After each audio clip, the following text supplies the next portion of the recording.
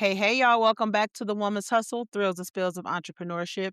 It's your girl, Keisha, chiming in with another amazing episode. You already know what I'm going to ask. If you haven't already, make sure you have subscribed to the Upgraded Mindsets Media channel. If you're listening audio wise, then make sure you are favoriting the Woman's Hustle on your favorite streaming platform so you don't miss these episodes as they upload because season 2 has been phenomenal. And let me tell you, this episode is going to be no different. If you are having the joy of seeing my lovely face on YouTube, then you see that I'm not here by myself. So I'm going to allow my guest the honor of introducing herself. Hello, hello, hello. Hey Keisha, how you doing? It's I am really very nice well. to meet you today, and thank you Absolutely. so much for having me. It's a really special for me. Thank you so much. Absolutely. Please let the listeners know who you are and a little bit about what you do. Yeah, sure, of course. So my name is Sarah Choudhary. By the day, I am a full-time working as a consulting strategical architect as well, and I design enterprise AI systems. I have spent over 20 years in this industry in technology. I hold a PhD degree in data science, and I have consulted over 150 organizations, including some of the biggest name in the business as well. I'm the Forbes Consult Technology member. My favorite topic is ethical AI and responsible AI because we are on that one. And I bootstrap three of my ventures completely on my own. No venture capital so far, no angel investment, no safety net, a rideshare program platform, and a food technology concept called iChef, and a education nonprofit platform called Talim. And that's the focused on underserved community, and I fund my own dreams through my corporate career intentionally. Honestly, that's not a kind of like a backup plan, it's more kind of like a strategy. Oh my God. I absolutely love it. Thank you. I absolutely love it. You said so many things just in your intro that just stood out. The fact that you are not waiting on anybody and you're not asking anybody for anything. And we'll dive Yeah. into that a little bit more about, throughout the episode because I definitely want our ladies to understand that that's exactly what it's about. We're not waiting for permission. Okay. We're not waiting Yeah. on those things to happen. But I'd love for you to chime in. As far as your backstory, as far as what you do by day, it's pretty detailed. Please share a little bit more, like what made you decide to get into that. Yes. So basically, one of the thing is, as you mentioned earlier, I will going to be completely unapologetic for this. So Mhm. I consult, like I spent over 20 years, as I mentioned, in artificial intelligence, data, and enterprise technology. And where I identify that consulting work is not my identity. It's my most kind of like you will say fuel. Is the engine that powers everything I'm building. And I refuse to be ashamed of that because too many women are told you have to quit everything and leave, or you are not real entrepreneur. That's a lie. I'm a proof that you can keep your income and build your empire at the same time. Exactly. And then there's a deeper layer. I also am an author as well. My upcoming book is The Quantum Code of Wealth. I run the platform on the social media as well, and speaking in the different technology as well. So basically, Keisha, I think a lot of women, there's a moment when you look at everything you have built for other people, right? The systems, the strategies, the solutions, and you realize like you have never built anything that's truly yours. And that was my moment. That was like I was consulting for a major organization, designing great thing architecture, roadmaps, strategy, solving massive problems for others people companies. And I kept seeing the gaps like in transportation, food technology, in education for communities that nobody was investing in. And I thought I have skills, I have a mind for this. I found that gap. Why am I building everyone else's dream, not my own? So I stopped waiting, but I did it my way. I didn't walk away from my consulting income. I used it, I turned it into the rocket fuel because I understand something that the entrepreneurial word doesn't like to say out loud, but you don't have to be broke to be brave. So that's where, my point is. That's powerful. I love that you said that because when we talk about entrepreneurship, people automatically assume that everybody just wants to leave corporate America. Here's my separation.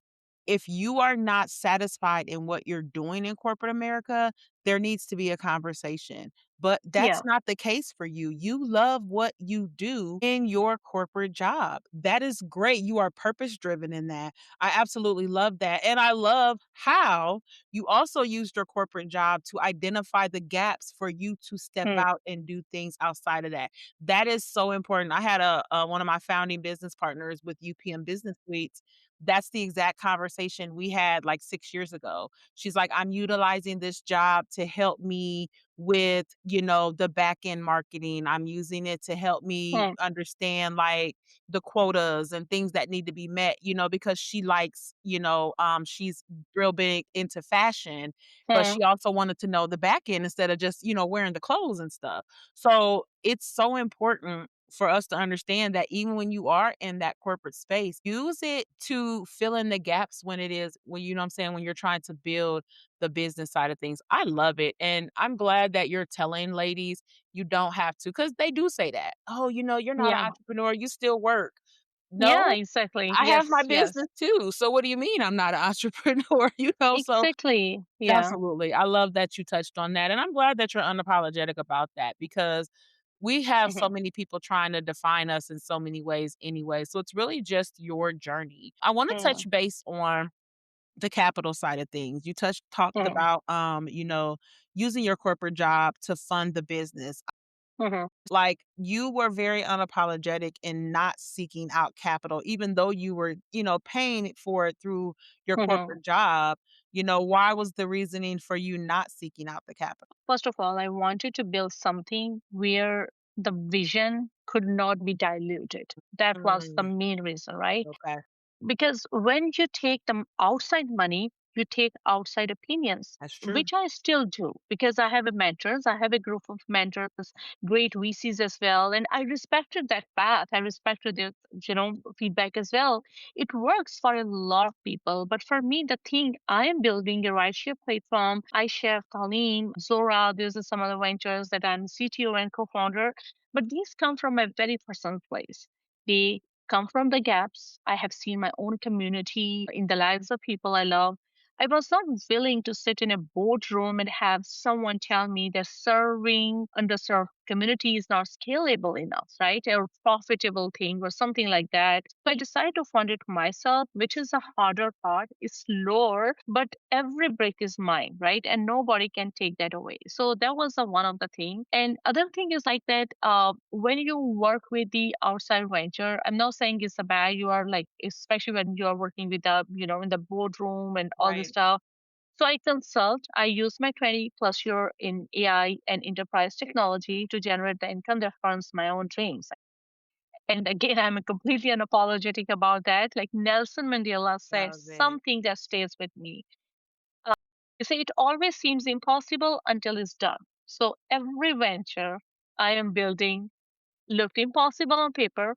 Oh, you have no VC backing, no team of 50, just me and my consulting income and a vision that I refuse to let die. And you Yeah. know what do we say? One Thormaya Engel, she said, like each person deserves a day, a way in which no problems are confronted, no solutions searched for. And I love that.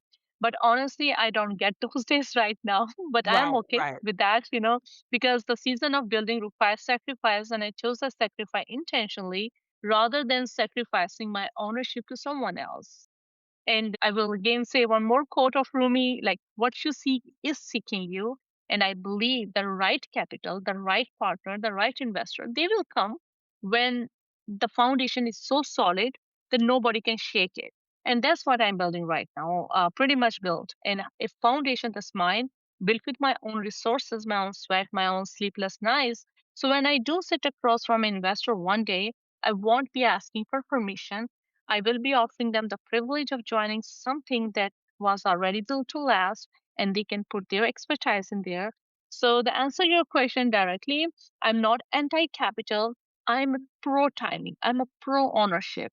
And I'm for building something to undeniable that when the capital does come, it comes on my terms.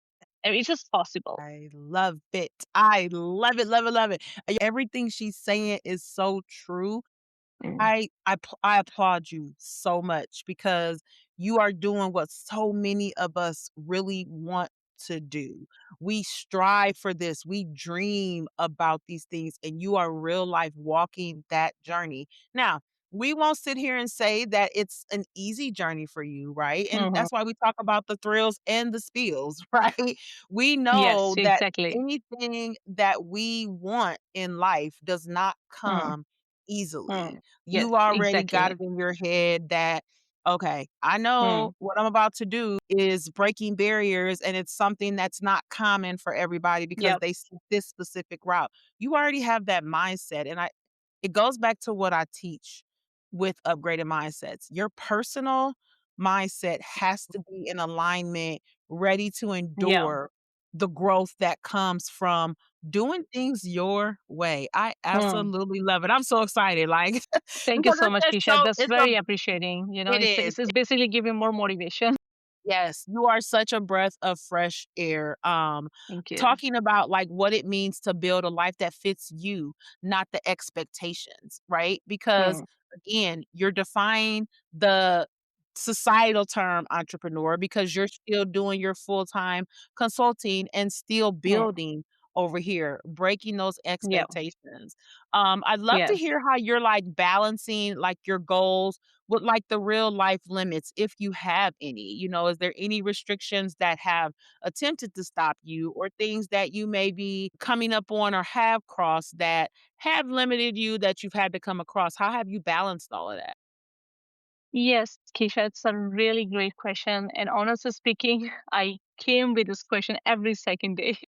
Like you're author, you're a speaker, you do this, and your mother. I'm a mother of three kids. So you're right, it's not easy. And anyone who tells you it is probably selling you something, but let me tell you that nobody prepares for you for it. When you decide to build something of your own, while the rest of world has already decided what your lane is supposed to be, the first thing that break is not your bank account, is your identity, because you grow up being told what success looks like. Get the degree, get the job, climb the ladder, check the boxes, and I did all of that.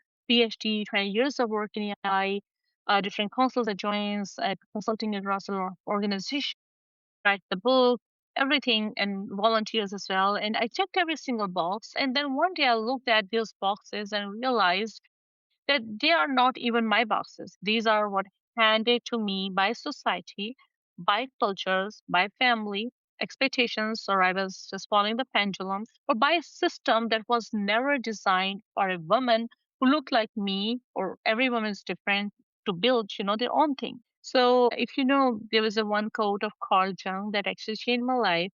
He said, until you make the unconscious conscious, it will direct your life, and you call it fate. That hit me like a freight train, honestly, because I realized that so many of the barriers I was facing were not external. The real barriers were inside me. The invisible scripts running in the background telling me who I was allowed to be, how much I was allowed to be want, how big I can or was allowed to dream. And those scripts didn't come from nowhere. They came from the generations of conditioning, from being told that a woman should be grateful for what she has, from being told that wanting more impact, more wealth, more freedom is somehow selfish. And that's exactly why I wrote the Quantum Code of Wealth. It's not a feminist or kind of like a book. It's a kind of like a real code that determines your wealth is not in your business plan or your pricing strategy. It is in your nervous system. It is the belief that you inherited before you could even speak. So it's in the way like your body tightens up when you are about to raise your prices, right? It's the voice in your head that says, why do you think you are? Every time you step into the bigger room, right? One of the men who survived the Holocaust, his name Viktor Frankl, said like between stimulus and response, there is a space, and in that space is our freedom and our power to choose our response. And that is what my book about, finding that space. And that's brought the balance when life throws something to you. So, and honestly, look, I don't believe on balance. I don't have balance. I have choices. Every single day, I am choosing what gets my energy, what does not. And those choices come with real consequences. Like some nights I miss bedtime, some weeks I miss workouts, some months I'm so deep in consulting engagement that my venture don't much move, in the end. So, and the old me would have called probably that failure. The woman I am now, I call it seasoned. If you remember, Oprah said, like, you become what you believe. And I had to fundamentally change what I believed was possible for one woman to carry, and everybody can do it. Because the world told me I had to pick to be consultant, to be entrepreneur, be a mother or the builder, be a scientist or the spiritual thinker. I said, no, I refuse to pick. But refusing to pick means you have to be willing to be misunderstood. Some people look at my life and think I'm a scattered. They don't understand that what looks like chaos from the outside is very intentional architecture from the inside. Oh my god, y'all. This it just fulfills me so much to hear what you say because for one, it all starts from inside. Whether True, you believe that you're capable is what how you're gonna make it happen. You've gotta believe, true. and I love that you touched on it's a everyday process. You can't think that you got it True. Monday and then Tuesday, Wednesday, Thursday, Friday default to thinking that you don't, and then Saturday you miraculously find a way to say that you're capable and able again. It is a Yeah, everyday process. You are literally reconditioning your brain to think mm, that you are able to do what it is that you wanna do. That is me true. all day, every day. It is a mindset thing for me. That's where upgraded mindsets came from, y'all. Y'all know that. Like, the mind is where everything begins. I am such a believer of that. I really wanna talk about your book a little more. I wanna talk about, like, how wealth is an internal architecture, it's not an external chase. And I'd love for you to share a little bit more about that because we do. Uh-huh. We spend time chasing things outside of us, and then we wonder why we are empty, unfulfilled. So I'd like for you to talk a little bit more about that. Every restriction is actually an a invitation to get creative. And I work in AI, and one thing I wanted everybody to know, learn AI is the soul of our life because whatever we tell our brain, it happens. If you tell your brain, oh, I can do that, it will do it. If you tell your brain it's so hard, I can't do it, you will never get it. So to get resourceful, you should learn AI. But one thing to remember, AI can never be creative. It's impossible. Creativity, intuition, come with human is a gift of human. Just use it. I will cover like how I discover myself. So to discover a part of yourself you didn't know that existed. Rumi said like the wound is the place where the light enters you, right? So every barrier I have hit, every wall, every moment I want to put it, wait to that time, those become the exact chapters of the books because the book is not something I invented in a library.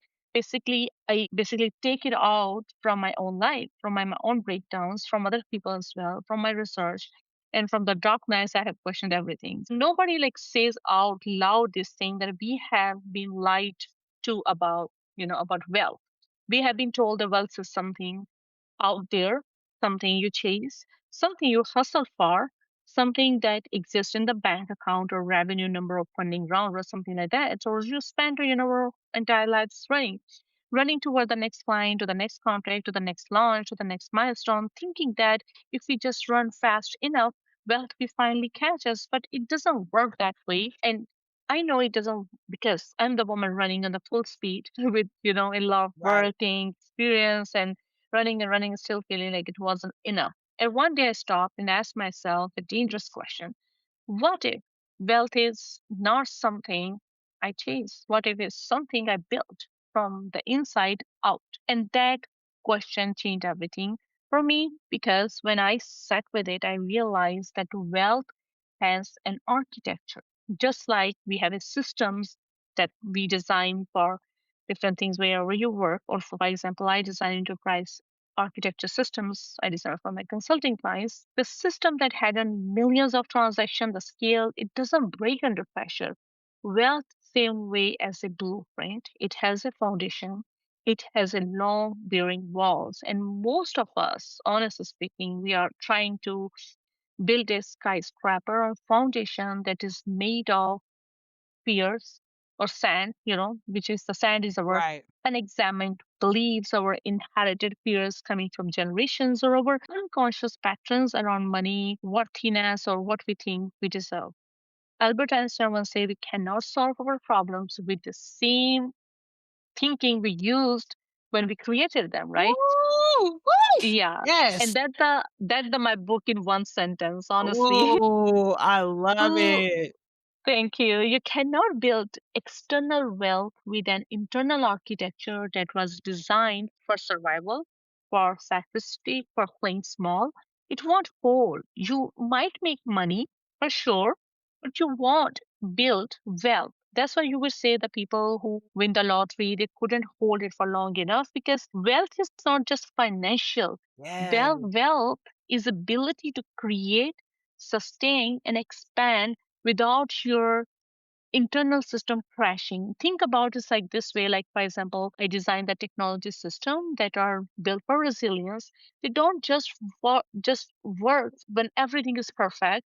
They are built to withstand failure, to recover under pressure, to adapt when the things start changes. And that resilience engineering and the quantum code of wealth applies the exact same thinking to the human being.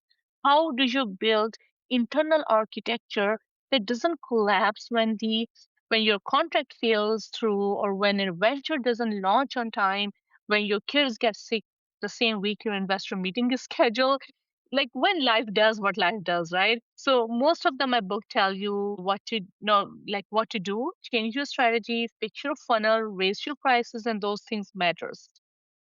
I am not dismissing the external gain, but here's what I have learned so far. Like, if you fix a strategy without fixing the system running underneath, you will keep hitting the same ceiling every time. Different business, same ceiling, different year, same ceiling, because the ceiling was never external. The ceiling was always internal.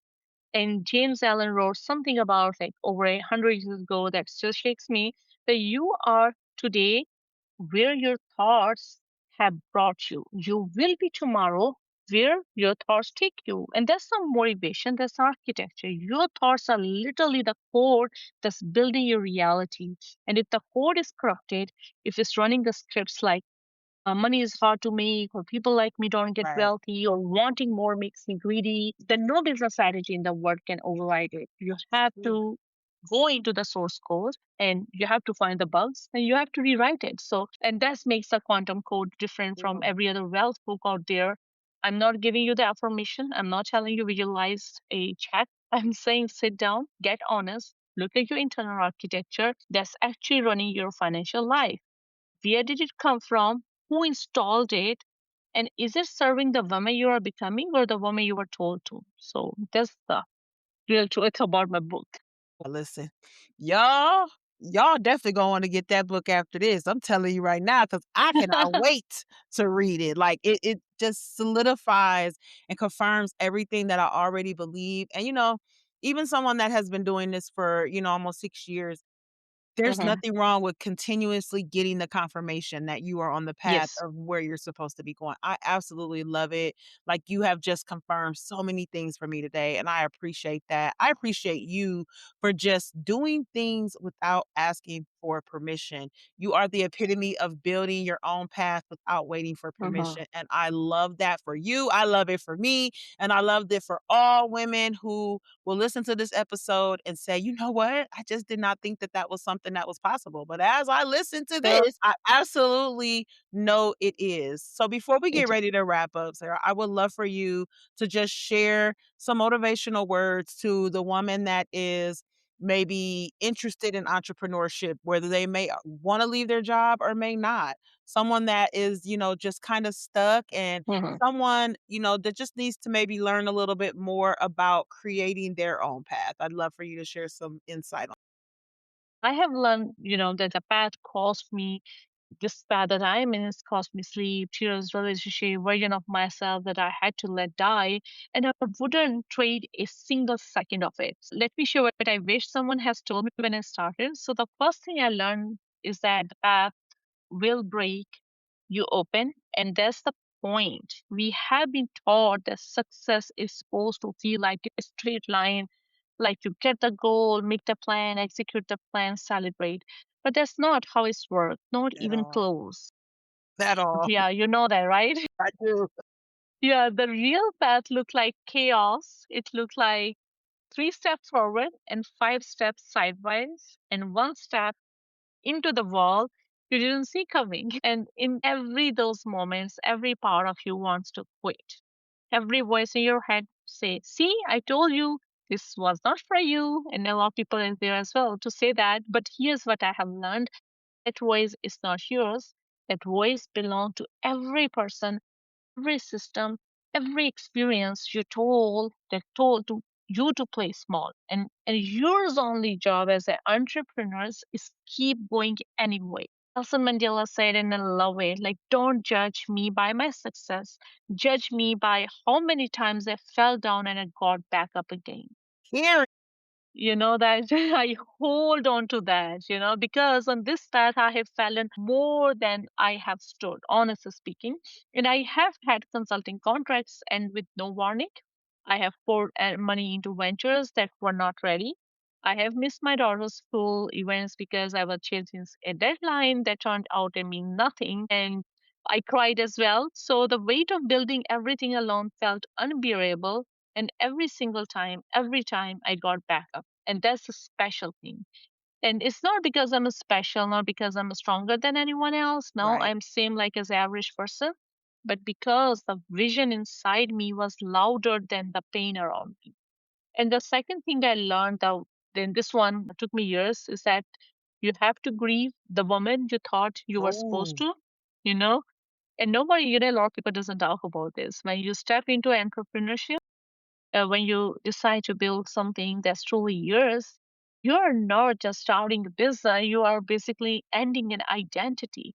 The identity of a good girl who follows the rules, the identity of the woman who play it safe, and the identity of that specific person who waits for permission. So letting that woman go, that grief, the real grief, because she kept you safe for a long time.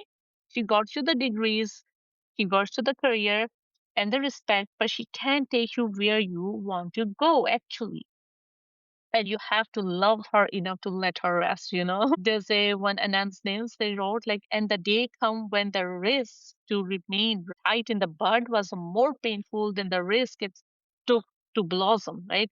And that's the exact moment I'm talking about. The moment where staying small hurts more than the fear of getting big. Every woman listening right now, if you're feeling that tension, that restlessness, that white rage that says, there has to be more. Trust that that's not dissatisfaction, that's the purpose is knocking. And I need every woman to hear that, like, you messes your message, every mess, everything you're ashamed of, everything you think is disqualifies you, everything you hide on your resume, your Instagram, your conversation, that's the very thing that make you powerful. I have a PhD. I still have moment of crippling self-doubt. I have a consolidated law organization, and I still have mornings where I don't know if I chef will ever go through the scaling or not. I wrote a book on the wealth, and I still have months where number doesn't work. And the longest time I thought I had to hide all of it. I thought being an entrepreneur meant performing confidence 24 hours a day. And there is a good quote, like, vulnerability is not winning or losing. It is having a courage to show up when you can't control the outcome. And that's the entrepreneurship. That's the whole game. Showing up when you can't control a single thing. And I think I would say, like Steve Jobs says, like, the people who are crazy enough to think they can change the world are the ones who do. And I would say, like, the women who are crazy enough to think they can build their own world while raising the next generation, while working, while healing, while breaking every pattern their mothers couldn't break.